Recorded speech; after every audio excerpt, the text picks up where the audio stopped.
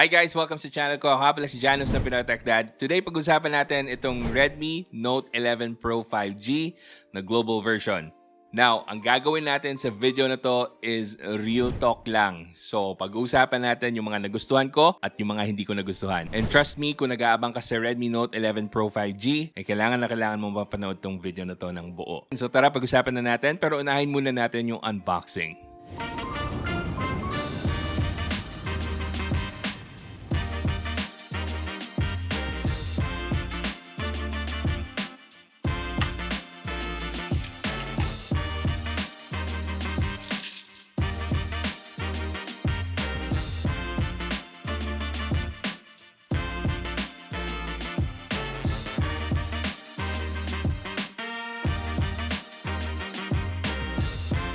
Okay, so yun yung quick unboxing natin. Pero bago ang lahat, gusto ko lang banggitin sa inyo na kung naghahanap kayo ng tempered glass para sa Redmi Note 11 Pro 5G, whether it be China ROM or global version, pwedeng-pwede nyong bilhin itong IBYWIND na tempered glass para sa phone nyo. Ang kinagandahan nito is sobrang dali lang niyang ikabit kasi merong frame na kasama, may guide, and then napakarami niyang kasamang freebies. Meron kang dalawang tempered glass, meron kang carbon fiber sticker para sa back protection mo, and then meron ding metal protector para sa camera module. So very complete set, and napakadali ng shipping kasi sa Laguna lang yung warehouse nila. So kung gusto mong bumili ng IBYWIND tempered glass para sa Redmi Note 11 Pro 5G mo, ilalagay ko sa description box yung link. Okay, so pag-usapan muna natin yung ports. So meron siyang hybrid SIM card slot. You can either use dual SIM or one SIM card plus micro SD. And then meron siyang USB port, microphone, and a speaker port. Sa right side naman, nandyan yung power button natin which also doubles as a fingerprint scanner.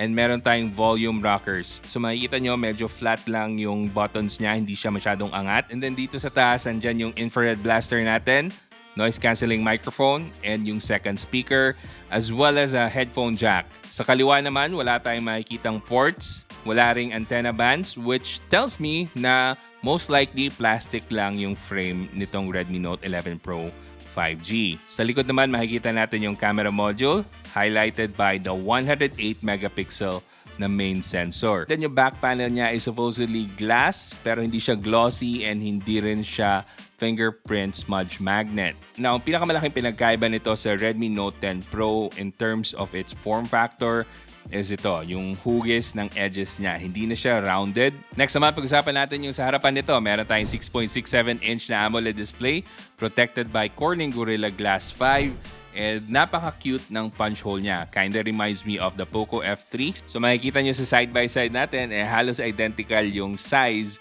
ng punch hole cameras nitong Poco F3 at nitong Redmi Note 11 Pro 5G. Ngayon, dumako naman tayo sa mga nagustuhan ko sa Redmi Note 11 Pro 5G so far. So number 1 sa nagustuhan ko dito is yung display niya. So again, 6.67 inches, and then meron niya siyang AMOLED display, 120Hz refresh rate na pwede mo i-switch down to 60Hz. Very colorful, very fluid, and very vibrant yung display nito dahil nga AMOLED and unlimited contrast. And then, ito, side-by-side natin siya with the Poco F3. Makikita nyo na halos the same lang yung kulay, medyo warmer lang yung tone ng Poco F3. But overall, kayang-kaya niya sumabay sa display nitong Poco F3. Kung hindi pa kayo nakapag-try ng AMOLED display, masasatisfied talaga kayo once makita nyo yung quality ng AMOLED display nitong Redmi Note 11 Pro 5G. So kung mahilig kayo manood ng mga movies and videos sa phone nyo, may enjoy nyo to guys. And speaking of watching movies and videos dito pala guys, yung review unit na nasa akin ngayon is Widevine Level 3 lang. But I'm pretty sure na yung retail version nito will be Widevine Level 1. This is a global version after all. Now next naman sa mga nagustuhan ko is yung design niya. So unang tingin, mukha talaga siyang iPhone. Di ba? iPhone-like yung design niya. Now hindi ko kasi gusto masyado sa mga iPhone devices, lalo na yung bigger models nila. Pag masyado na malapad, hindi na gaanong komportable pag hinahawakan mo sa isang kamay. Now this one, saktong-sakto lang yung lapad ng Redmi Note 11 Pro 5G. Kaya saktong-sakto lang siya sa kamay ko. Next naman sa nagustuhan ko is yung battery niya. 5,000 mAh yung battery plus 67 watts yung fast charging capability. And kasama na yung fast charger na 67 watts. So di mo na kailangan bumili pa ng additional charger. Sa charging test na ginawa ko, parang hindi siya kasing bilis nitong Poco X3 GT na parehong 67 watts yung fast charging. So, inabot ako almost 1 hour sa pag-charge nito instead of under 40 minutes dito sa Poco X3 GT. Last naman sa pinaka-nagustuhan ko dito sa Redmi Note 11 Pro 5G is yung gaming capability niya. Yes, medyo mas mahina yung Snapdragon 695 versus the Dimensity 920, but so far, very smooth yung experience ko with Genshin Impact kahit na highest graphical settings at 60 frames per second. Maabot ng 20 plus frames per second up to 30 plus frames per second at the highest settings, na kung bababaan mo pa yung settings to medium, smoother pa yung gameplay, mas mataas pa yung frames per second na makukuha mo. Na as for thermals naman, ang highest na temperature na nakuha ko so far is 42 degrees Celsius after several hours of playing Genshin Impact at the highest graphical settings. So imagine if bababaan nyo pa yung graphical settings to medium, halos hindi nyo naman mapapansin yung pagkainit ng phone nito. Na para sa ibang games naman, na-try ko rin yung Mobile Legends as well as Call of Duty Mobile, and parehong wala akong issue na na-experience sa dalawang games na yon. And kahit naka-Battle Royale ako at naka-maximum graphical settings sa Call of Duty Mobile, smooth na smooth yung gameplay natin. Wala akong throttling na na-experience kahit na matagal ako naglaro. So yun yung mga bagay na nagustuhan ko dito sa Redmi Note 11 Pro 5G global version so far. Now, I think ito na yung pinaka-hinihintay nyo, yung mga bagay na hindi ko nagustuhan dito sa Redmi Note 11 Pro 5G na global version. Now, very specific tayo. Global version ang dinidescribe natin. So, una sa lahat, yung processor. Yung chipset na ginamit nila dito, Snapdragon 695 versus sa China ROM na Mediatek Dimensity 920.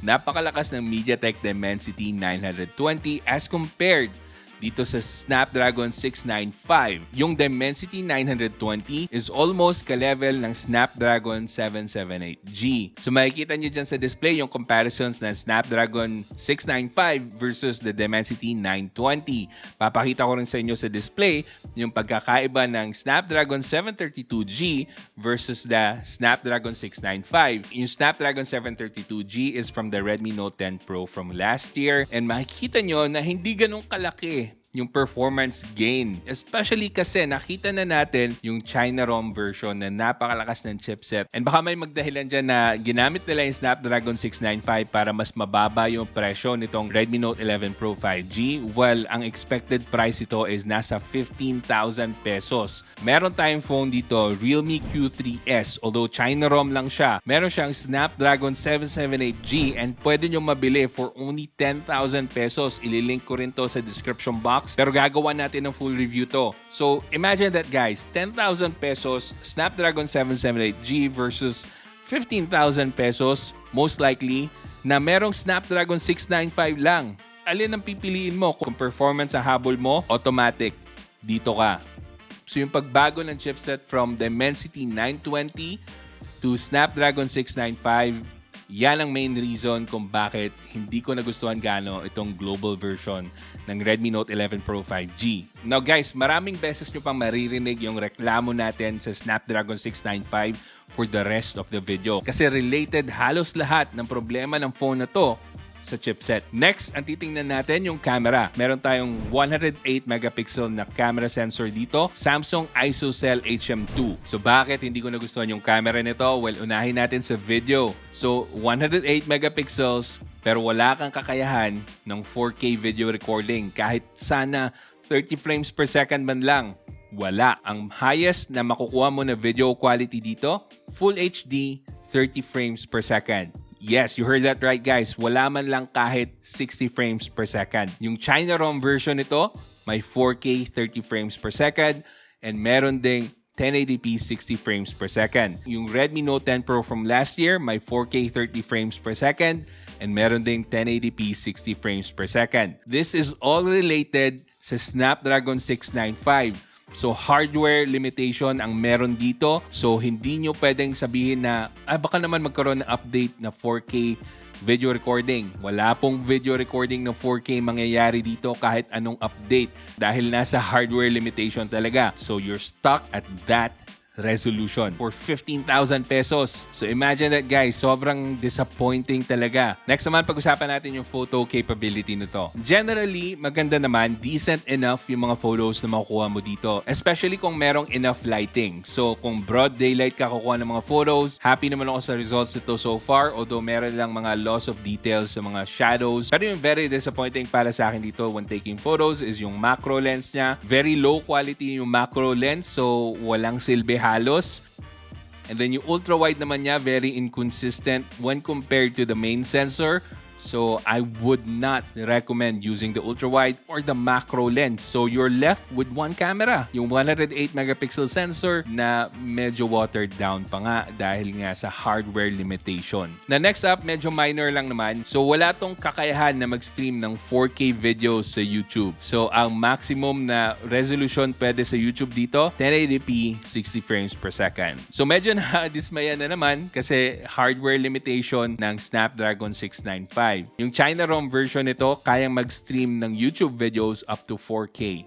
And lastly guys, unlike sa China version nito, wala tayong JBL certification. I guess more of sa cost-cutting yon kasi may extra bayad na naman pag magpa-certify tayo. But still, that is another thing lost from the China version to the global version. Pero sa tingin ko, wala naman siguro gaanong loss of quality in terms of the sound ng speakers dahil lang nawala yung certification ng JBL.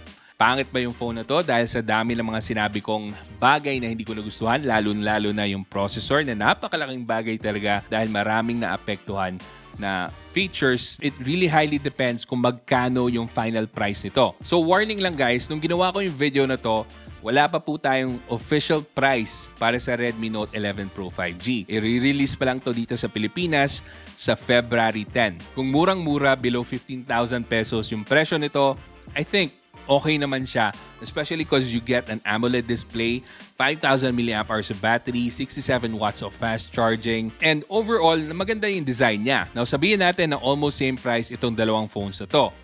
Alin ang pipiliin mo? Automatic Poco F3. Mas maganda yung processor na di hamak, mas magtatagal sa'yo. May 4K video recording ka, although kahit na 48 megapixels lang yung camera mo. And kung gusto mo ng performance talaga, pero super affordable, dito tayo, Realme Q3S.